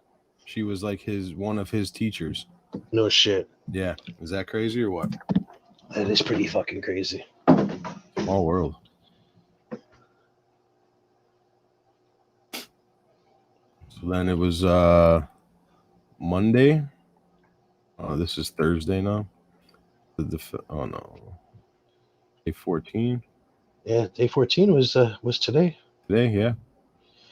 Where we had the Michael Jordan of witnesses get up back on that fucking stand and almost blow the entire fucking thing. Which, I don't know, man. I'm not convinced that this thing hasn't been fucking blown. If these fucking jurors go in there and fucking convict this guy, I think there's more than enough grounds for a fucking mistrial here. Because he absolutely fucking said the words that he wasn't supposed to say. He hinted at it. Yeah. Yeah, so today, 11th hour, the day before the prosecution and yeah, there's a whole nother angle to this too as well. Is they tried to fucking bring in new evidence with their fucking expert when the defense's expert had already left the fucking state. Yep. Like it was double dirty. Yeah, they tried to enter brand new evidence into the trial today, the last fucking day of the trial. And the judge said they told the judge that just like Red said, that their witness had already left the state, and they had this information for months and didn't enter it in as evidence so the defense can prepare their case for it. Yeah, try to fucking pull some last minute bullshit. Now, I mean, that'd be fine. I mean, it might be okay, whatever, if the expert was there to fucking refute it. Right. But it's just so fucking vile, dirty business. Yeah. And not cheap, cheap for these people that have such a tight knit, emotional fucking case, right? Jesus fucking Christ. As confident as these motherfucking scholars would like you to fucking think they are, they sure ain't acting like it. No, yeah. I mean, if you've been watching just the corporate media, you don't know what's really going on. You think fucking Chauvin's going down because the prosecution was killing it all fucking 2 weeks. When in all actuality, it's they were on their heels the vast majority of the time. Yep, and the vast majority of these protesters are, as usual, gonna have no idea what the fuck they're protesting. Exactly, because they didn't see none of it. There's more fucking fake news. That's all. How did he get off? Right, the news told me that we were gonna win regardless. But the judge, even today, the judge said that absolutely not. You cannot enter this into evidence. You will not enter it into evidence, and if you do mention it while he's on the stand, that it will be immediate grounds for mistrial. And then followed shortly after by Mr. Tubin, who has definitely, got he's his face out there because he was working for free to. Yeah, for sure. Crazy. So he goes on the stand, and what does he do? He immediately mentions exactly what the judge told him not to mention.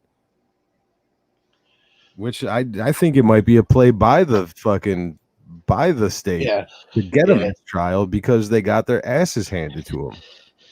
It's a shitty move, but there's some logic there because they've had their ass handed to them and they really don't have a case. They don't have a fucking case. I don't believe that they proved why George Floyd died, period. Nope. In my mind, I still don't know what killed that man. Yep. I know he died. I know when he died. I don't know how, though. And that's their only job in this trial, is to prove that Chauvin killed that man.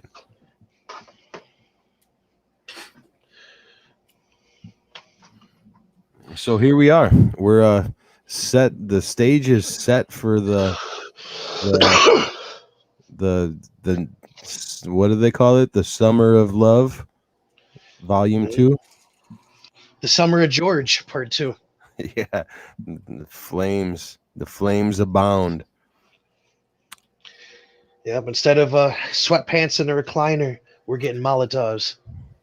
And that the right shooting, the shooting of this guy on Sunday, miles away from where George Floyd died, is definitely not a good look, man. Because now it doesn't matter what happens in the Chauvin trial. Now there's gonna be riots. We, There's gonna be we got the next one anyway. Yeah, we exactly. already got the next outrage. Exactly. So the stage is set for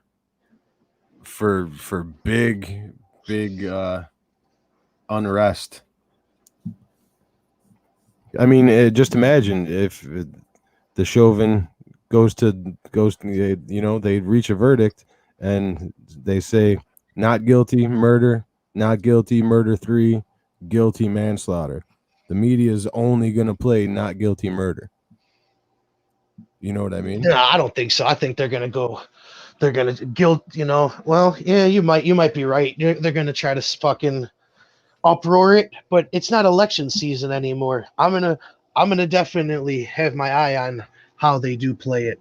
Do they try to coax the shit up in Biden's America and set their constituents up for the gulag? Yeah, I think definitely. By the way, they played the trial and only showing the positive things that happened on the prosecution side and zero of the Well, I mean, refutability, that doesn't surprise me at all, just on the fact of the age of fortification that we live in. I am convinced that everything that I see and read is being fortified in some way, shape, or form. Yeah, that's what they call red pilled. That's the definition of being red pilled. So I mean, it's what else is new, pretty much, for this world that we live in. And I mean, the whole Project Veritas thing that just happened basically goes to prove exactly that the narrative is carefully crafted by a small group of powerful individuals to tell you what they want you to think, not to tell you the truth. They square dance around a table in some dark basement somewhere, and then they make up their minds about all of this. They write the story of Earth. I'm still fucking laughing about how they ended up getting this CNN technical director with a hot chick on Tinder. Like, it's rough. And it's come out that he is actually a technical director, and he that man in particular does have the position and the clout and the pull to do everything he was showing off to that hot chick about. The one time in history a man was not bullshitting the hot chick. He was 100% honest. Yeah. Yeah. He could do all of it. Right? Sharon just said that James O'Keefe is suing Twitter. Like, yes, good. I know he's already suing the New York Times, and he's probably going to win that, and it's going to be huge. The judge already said that New York Times was embarking on misinformation against Project Veritas by claiming that Project Veritas is misinformation.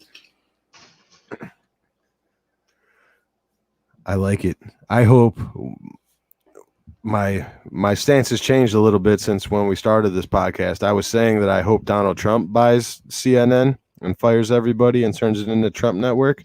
But now, the way it stands now, I hope Mike Lindell buys CNN and he fires everybody, and then he hires James O'Keefe as the director of CNN and lets him fire everybody. Tell me that wouldn't be hilarious. Mike Lindell buying CNN. It certainly would be. It's only one commercial. Yep. And you But give James Tucker, O'Keefe being given CNN because of their dishonest practices yeah, would be no, amazing. you give it to James O'Keefe, and then you give Tucker the largest daytime television deal in history. You make him Oprah. Yep. Could you That'd be imagine? fucking great. That would be perfect. Get Poso on there, get Candace Owens on there, and she could leapfrog into politics off of it. It's already set up. What else do we got on the news front today? Joe Biden has put through some extra sanctions on Russia today because Russiagate can never die. Greg Kelly, I love Greg Kelly. But speaking of Russia can never die, how about the developments that came out about some bounties? Oh yeah. Speaking of news of the day, this is one of those arguments that fucking tore me up during the fucking campaign. It's like it's so completely obvious that that's bullshit, man. And everybody was like, "Oh yeah, intelligence says." Well, do you understand who intelligence is at this point? They're not very intelligent. Greg Kelly for sure. I love Greg Kelly. He's funny as fuck. Yeah, but the bounties was rough, man. I think we were talking about it pre-show that like the people who were on the fence about voting conservative, the anti-Trump people who fucking Yeah, whatever. or even the classic liberals, the regular Democrats who are just now fucking Republicans. But I was like that argument that the bounty shit is something that it's something that you have to fucking take seriously. You know what I'm saying? It's a good fucking argument, but at the same time, if Trump stood for fucking anything, and if that thing had a lick to fucking truth to it, he would have been on his high fucking horse looking to make an example out of somebody. Exactly. In hindsight, I can see that and say that. During the time, though, it's like, it's something fucking huge that it's fucking disproven, and along all the other fucking Russia garbage, it needs to just be laid to fucking rest. And I hope to never fucking hear Russia mentioned again. Right. And it's not, this doesn't go to say that Russia isn't doing anything wrong. Like they're doing plenty. Yeah. Let's focus on the things they're actually doing. They're weaponizing dolphins and shit. I think terrible shit. It's real. They got dolphins with lasers on them, like fucking. And whales. They fucking weaponized walruses. Let's worry about what we really should be worrying about here, people. Yeah. So it came out today that the intelligence community walks back the accusation that Russia was putting bounties on American soldiers in Afghanistan. But there's one thing we have to keep in mind here is that they announced this whole fucking fake story at the exact same time that Trump was saying he's pulling soldiers out of Afghanistan. This was their springboard to continue the never-ending war in the Middle East, to keep our soldiers there. They're saying, well, they're trying to kill our soldiers, so we should keep our soldiers there to make sure they don't try to kill us. You know what I mean? It didn't make sense the whole time. But like you said, it was just believable enough that people that were on the fence, that were still deciding, and that, thought they got information saying Donald Trump wasn't protecting Americans, that's enough. You know what I mean? Mm-hmm.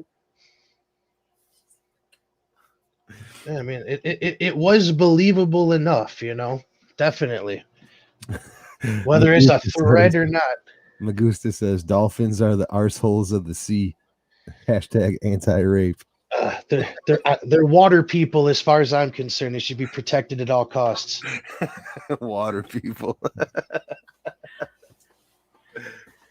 But yeah, that's huge, man. That today of all days that they walk back the story about Russians' bounties on American soldiers on the exact same day that Joe Biden announces the pullout of soldiers out of Afghanistan. You know what I mean? Yeah, it's absolutely out of control. I don't know where it's going, Where are they moving these fucking troops to? They're And not going to move them. They're not going to move them at all. This is what happened. The U.S. government came to an agreement with the Taliban saying we are going to remove our troops from Afghanistan by this day. And then Biden was elected, and he pushed that day back by 3 months. The Taliban, because we wanted to make sure that they're going to stick by their agreements and keep growing that opium for us. Exactly. Well, we wanted to make sure that they were can't cut supply like they did last time. They wanted to make sure that on this day that they already agreed that the American soldiers would be out, that they are not out, so that the Taliban are backed into a corner to attack American soldiers. So as soon as that day goes, we're going to be attacked by the Taliban. And then as soon as we're attacked by the Taliban, then there's a reason for soldiers to stay in Afghanistan fucking forever. And I want to know if this is why those aides decided to not follow President Trump's orders and pull the troops out of Afghanistan and lie to him about the numbers and shit. It was all just optics and saving the narrative for Biden's troop withdrawal. Yeah, I think it was all a part of the plan. No, this story doesn't come out till next season, man. You got to slow the fuck down. Yep, we got 3 months before we got this story planned out, scripted. Sharon says, didn't Putin call back his ambassadors? Yeah, he called back his ambassadors sometime last week because he knew they were talking about new sanctions. And there's huge things going on, man. Russia is building up troops. They have troop buildups outside of the Ukraine and in the Arctic. And China is building up troops on the Taiwan border and somewhere else as well. I think it was the Philippines. Like there's big things going on.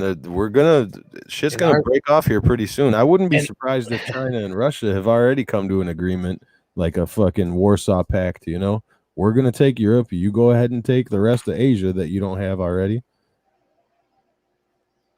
Yeah, and our border is just a trail of dead fetuses that didn't quite make it. Yeah, because Joe Biden's such a nice guy.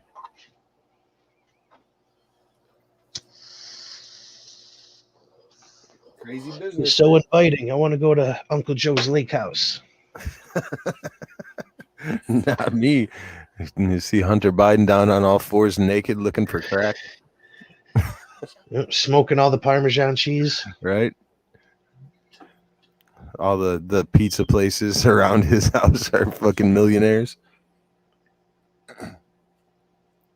So yeah, besides that, man, that's where we're at. We're waiting on a verdict. Apparently Monday they are gonna do their closing arguments on both sides, and then the jury's going to be sequestered for the verdict. So I'd say by the end of the week, Minneapolis will be on fire regardless. Yeah, May Day, exactly. Antifa was putting out flyers already saying May Day, that anybody that agrees with their beliefs should go out and help their cause on May Day. So things are going to go up in smoke. And they just released that video of the 13-year-old shot in Chicago. So I wouldn't be surprised if things started happening in Chicago this weekend too. Lovely. I'll be working all weekend long out in the thick of it. The media is just amping it up right now. You know what I mean? It's fucking springtime, riot season. It's like need an excuse to keep the lockdowns going. Yep. Need to keep us out, find a reason to keep us all on house arrest. Light the fucking powder keg. Yep. It's wild, man. Like you said, exactly, Magusta. May Day is a fire ritual. Exactly. And it's coming. It was terrible. Did you see the video, Sharon? Is that what you're talking about? The video of the 13-year-old? We'll see how Mayor Lord Lightfoot reacts to all this. Lord?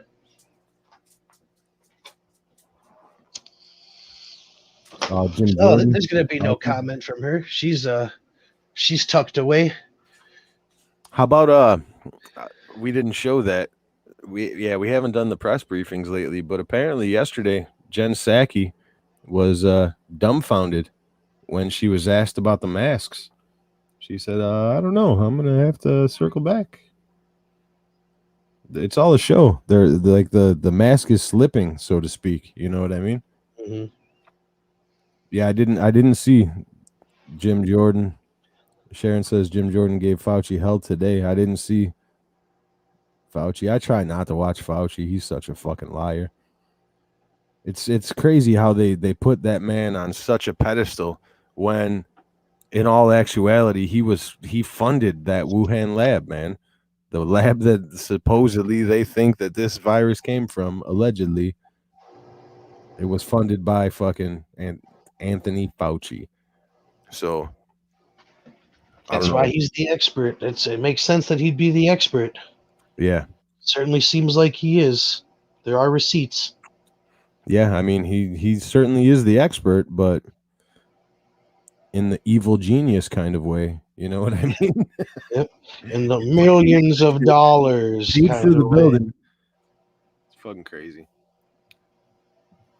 They tried to say that there was no bat testing going on at that Wuhan lab, and then they found bat cages in the basement, and then they found a grant that was given to that Wuhan lab for virus manipulation. It's crazy.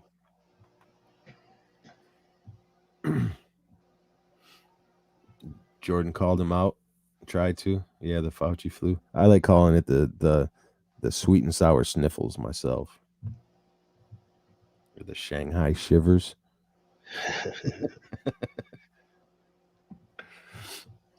It's come so far since the Chinese virus. We've come so far from China virus. Right? It's wild. Wild times. So yeah, we basically covered everything that needed to be covered in the Chauvin trial. I think not guilty on both murder charges, and there's a possibility he could be found guilty on the manslaughter. That's the manslaughter charge is the one that he can get. You know what I mean? That's what I've been saying since they locked his ass up. It's just it's a matter of if the jury goes by what they actually heard in the courtroom or what they're afraid of happening in the streets that they live in. You know what I mean? But yeah, I mean, shit's gonna happen either way. Gotta do the right thing. Exactly, but will they? It's a big, huge question. You know what I mean? Probably not the one that's getting a book deal. Yeah, probably not. Probably not that one. When asked about that book deal, the juror said, "Well, there's no way to know which way the trial's going to turn out, so I don't have a book deal." What does it? You mean you don't have an ending for your book? Exactly. What does that mean? That your book deal is dependent on the fact that there's a guilty plea here? The book isn't written yet. Yeah, I only get a book if he's guilty. But trust me, they're writing it. Many, many books have been written. But yeah, the bounty thing is huge. It's absolutely huge. That's probably the biggest story of the day, and it's big because this was the platform. You know what I mean? This was the platform that a lot of the anti-Trump people used to. Don't look at China. Look at Russia. Exactly. And the floor fell through yet again. And I'm gonna, come back out and say it. Like, what is the big deal? Yeah, I mean, that neither one, China or fucking Russia, are champions of human rights. But at the same time, what's the worst thing of being, at least at the table, available for one another? We know China's doing some fucking some dirty dealings, some fucking less covert than others. I believe I believe the intelligence community just came out yesterday also and said that China has taken the #1 spot on our foreign threats list, which that has been the case for the last fucking 10 years. You know what I mean? Mm-hmm. But they had to wait till right now so that they could extend the narrative. It's pretty fucking crazy when they want to take your guns and not tell you who the enemy is. Yeah. Disarm you and confuse you. Let's not even get into the guns. That's fucking craziness. Yeah, I mean, they're going to be family heirlooms. It's what it looks like. And Yeah, they went ahead and tried to fucking regulate the 3D printers. Yeah. Yeah, I mean, what? It's just All they're they're doing reaching. is- It's just like the war on drugs, man. Is an effort that they are never gonna fucking win. It's guerrilla warfare that they're not prepared for. All they're gonna do is turn law-abiding citizens into criminals. They're not gonna turn criminals into law-abiding citizens. You know what I mean? They fucked up by letting that 3D printer technology get out. There's no way they can get that back from us now. Nope, it's out there. Yeah, there's no way they could ever get that back. They fucked up. They let that one out the bag. So they better just unveil their new space armor for their new and improved fucking uniparty fucking police fucking military troops. Yeah. Yeah, I'm wondering how come those troops aren't in Minneapolis right now instead of in Washington? Mm-hmm. But, you know, just little questions I ask myself that apparently our government and our parliamentarians don't seem to give a fuck about. Oh, that's the other story that we haven't talked about, that the Democrats unveiled a bill today to pack the Supreme Court and go up to 14 justices, from 9 to 14. They're not gonna pack the Supreme Court. Oh, you remember that too? I've heard it. I also heard it from a couple of different people that they're not going to do that. I mean, it's like every institution is under attack right now. You think that they're not going to go all the way and just keep attacking? Joe Biden just said that nothing in the Constitution is concrete. Yeah. Craziness. Disgusting talk. Traitorous fucking talk. Absolutely. And Pelosi came out today and said that she does not support the bill, but she does support the commission that Joe Biden appointed, because the Democrats got out ahead of the commission. They announced the bill before the commission announced their findings on the study. So Pelosi's basically setting herself up to be the hero again, saying, no, I'm gonna defy the bill, but I support the study. So when the study's done and they say, yeah, you should do it, then she's going to be like, okay, I support what the study says. You know what I mean? Just like with the filibuster, how they said they weren't going to touch it, and now they're going to try and get rid of it, just like every fucking thing else. It was all lies. We're not going to do this, and that's exactly what they're planning on doing the whole time.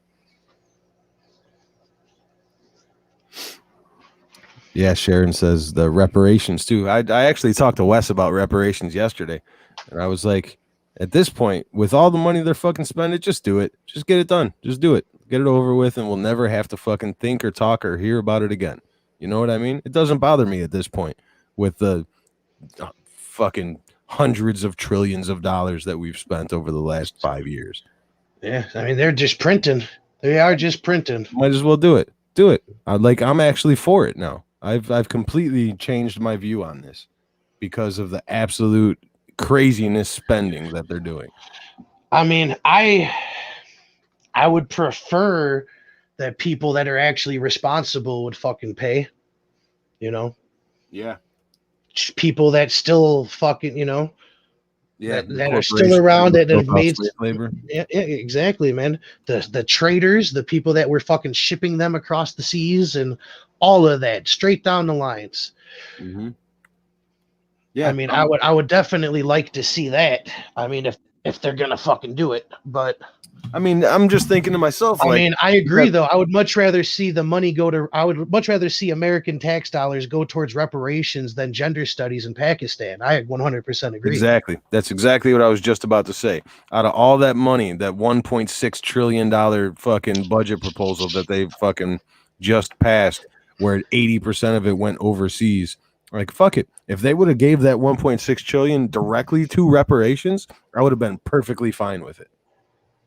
Like, I'm fine. I'm done with it. That's it, though. Like, that's it. Just like Reagan said, one time, and then it's off the table. You know what I mean? Just like Joe Biden's stimulus package. Yeah, exactly. Exactly.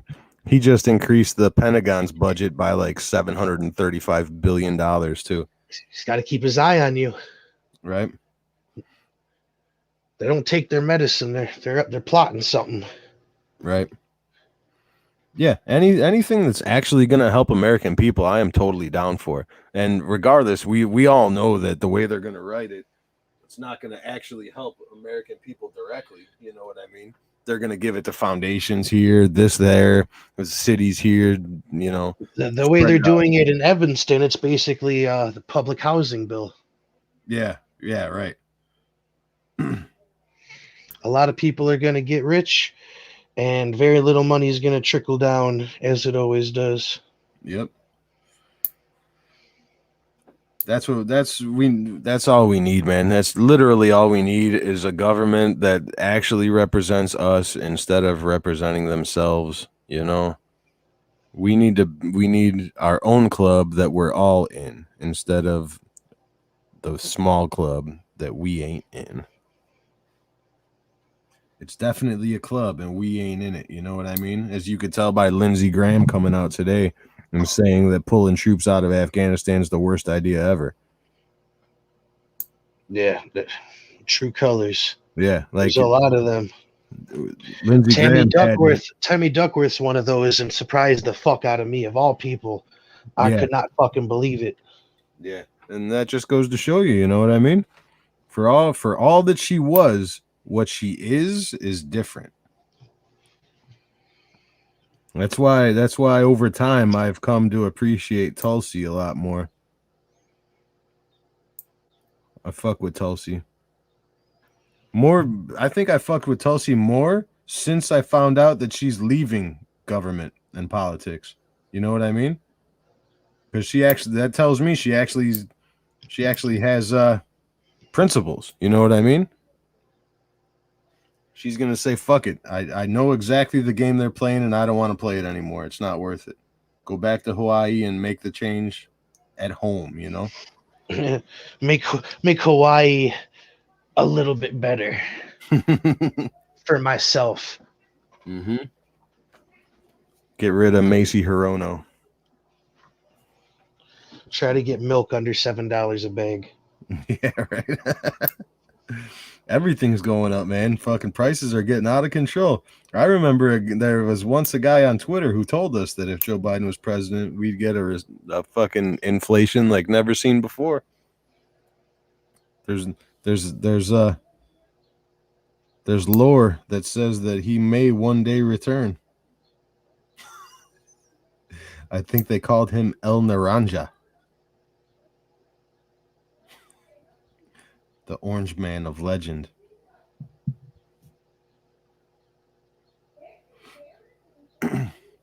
So yeah, I mean that's about it. That's all I could think of that's happened since then. Wow, that's interesting. I wasn't really gonna bring up any financial talk, but I guess Robinhood is restricting trades again. On what this time? Doge. Oh, really? Really? Yeah. They're gonna restrict trades on a 9-cent or 10-cent fucking stock. 17 cents now, but yeah, they're restricting it. Wow, that is absolutely ridiculous. Did they not get enough lawsuits for that fucking AMC shit? How did they not get enough lawsuits for that? And how does anybody still have their money on that fucking app? Crazy. That's crazy. Yeah. That just popped up on Twitter. I think fucking Dave Portnoy needs to make some noise again. What a That what a didn't fucking work. stud Dave Portnoy turned into be, huh? Yeah, no shit. For sure. For sure. Definitely a fan of his now. Yeah, I fuck with El Presidente. Yeah, I gotta check out his sports book and fucking pizza fucking bar that they built in they fucking built it in Greektown, I think it is. Really? Yeah. Yeah, I'd be down. Let's do it. Definitely gotta check that spot out. All right, guys. Well, other than that, we will stay plugged to make sure that you guys could stay plugged. And yeah, I mean we're all caught up with this trial, so next week on Tuesday we'll be doing Riot Watch for this this verdict, as well as probably get back into doing some press briefings because America Joe Biden season 1 is getting good. Yeah, and we didn't stop paying attention in January like a lot of other people have. We got dialed in and we're staying here because this is where the action's at. Yeah, you get gold. We're like Joe Biden saying that we cannot allow a foreign power to interfere in our democratic process with impunity. Gold. Gold. Just him being able to spit out a sentence like that is gold. Yeah. Sharon said, "Tell us about the pizza." When we go check it out, we'll post a review or something. He actually went around to all the top Chicago pizza spots, a few over here too, a few neighborhood spots over here by me, and was trying all their shit out. It was funny. Yeah, he was doing it for a long time, doing the pizza taste test and going in and fucking tipping like $100 on a slice of pizza at all these different places. Yeah, he's done more for the American people than our government has in this fucking lockdown. It's crazy how many businesses his fucking nonprofit has saved. It's crazy, man.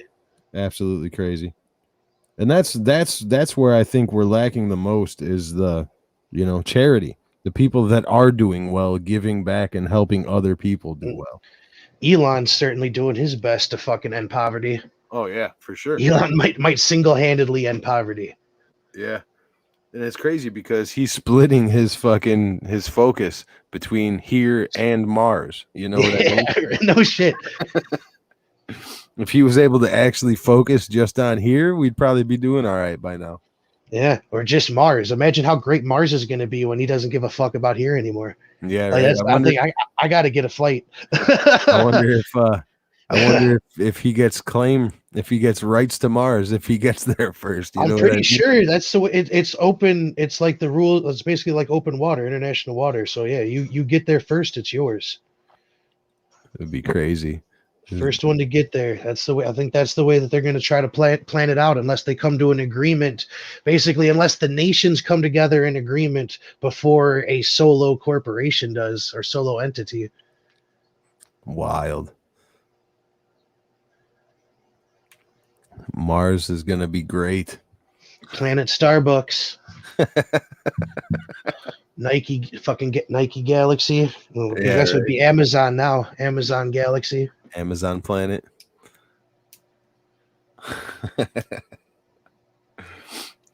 All right, guys. Well, we will be back on Tuesday with probably just a wrap up of the trial. It'll probably be either the Friday episode or the Tuesday after before verdict, but we'll keep up. I'm sure there will be plenty of other headlines to talk about, plenty of other.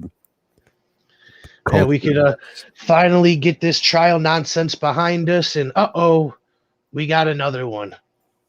Yeah. So yes, we could just roll right into this next one. Oh fuck! I hope not. I hope we could just get back to thinking about ways to make things better. You know what I mean? Instead of just dealing with how shitty it is, let's actually make some changes to make things better around here. First, by taking the chains off of everyday Americans all over the country. You know what I mean? End this lockdown bullshit. Period. Open up. People understand the fucking risks at this point. Oh, here's another thing I just learned yesterday. I don't know if anybody else knew this, but do you guys know that the vaccine only covers you for 6 months? Did not hear that. Yeah. So apparently the vaccine is only inoculates you for 6 months after the second dose. And they just broke the news yesterday saying that you will need a third dose within 12 months. So Yeah, if this vaccine only covers you for 6 fucking months, what's the point? Mm-hmm. It's fucking crazy to me, dude. I just learned this and my mind like exploded. I was like, wait a minute. Like the yellow fever vaccine doesn't cover you for 6 months. The fucking measles vaccine doesn't cover you for 6 months. What is this garbage? My brain almost exploded, dude. Crazy. So anybody that's been fully vaccinated going out to, baseball games and restaurants and shit like that, rest assured that every 6 months you're going to need a new one. First one's free, dog. Know what I mean? Yep. Have a sore arm for the rest of your life. Right? Anybody from the streets knows what I mean when I say first one's free. No more face diapers. That's what I'm talking about, Sharon. All right, guys. Well, with that, it's been a pleasure. And we stay positive. Definitely. Stay positive. Until next time, we're out. Catch y'all.